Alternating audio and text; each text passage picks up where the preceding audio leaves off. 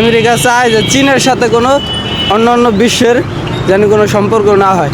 এই ক্ষেত্রে আমি মনে বুঝি বাংলাদেশের আরও ক্ষতি হবে, লাভের থেকে ক্ষতি হবে। আমাদের দেশটা শুধু পিছিয়ে গিয়েছে শুধুমাত্র দুঃশাসনের কারণে, দুর্নীতির কারণে, অব্যবস্থাপনার কারণে। ডক্টর ইউনূস যদি হাল ধরেছে, আশা করি একটা ভালো কিছু করতে পারবে। দর্শক দেখছেন কুরাইশ নিউজ, সঙ্গে আছে আমি জাকির হোসেন। প্রধান উপদেষ্টা আজকে চীন সফরে যাচ্ছেন।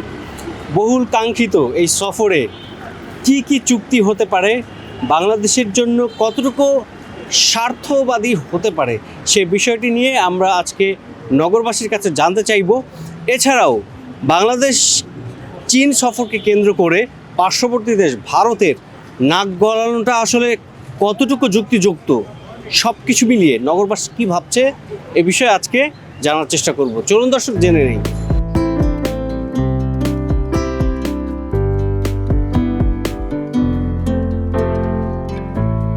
পতিত সরকার শেখ হাসিনা করেছিল, উনি অসম চুক্তি করেছিল, ভারতকে দিয়ে গিয়েছে এবং উনি ভারত থেকে এসে উনি বলেছিল যে ভারতকে যা দিয়েছে সারা জীবন মনে রাখবে। আসলে তাই উনি আমাদের দেশের কথা চিন্তা করে নাই, আমাদের এই জাতির কথা চিন্তা করে নাই। উনি শুধু ক্ষমতায় থাকার জন্যে যেভাবে ভারতকে দিতে হয় উনি দিয়েছে। কিন্তু সে চীনে যে গিয়েছে, সেখান থেকে আশা করি যে আমাদের যে তিস্তা চুক্তি, সামরিক চুক্তি, এগুলি আমাদের দেশের সুফল বয়ে নিয়ে আসবে। ইতিমধ্যে আমাদের যে ঋণ ছিল ডক্টর ইউনূস সরকার, সেই ঋণগুলিও পর্যায়ক্রমে পরিশোধ করছে এবং সে যেখানেই যাচ্ছে সারা বিশ্বে যে জায়গায় যাচ্ছে সে খুব সম্মান পাচ্ছে, আমাদের দেশটা সম্মানিত হচ্ছে। সেটার সাথে যদি চুক্তি হয় তাই বাংলাদেশের জন্য একটা যুগান্তকারী পদক্ষেপ সৃষ্টি হবে।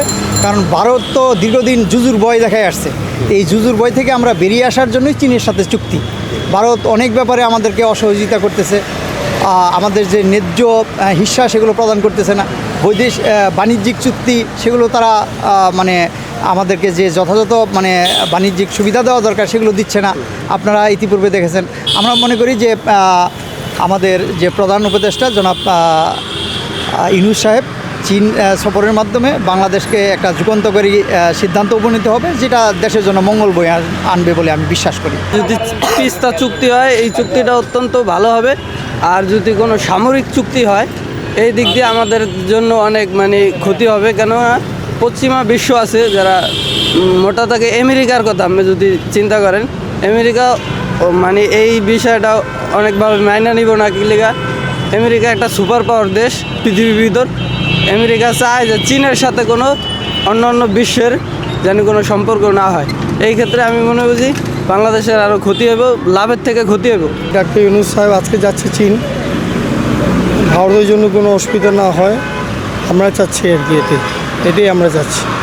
দর্শক, চীনের সাথে যে কয়টি চুক্তি বাংলাদেশের হতে যাচ্ছে এগুলো যদি সত্যি হয়ে যায়, সেক্ষেত্রে গলার কাটা হয়ে দাঁড়াবে কিন্তু ভারতের।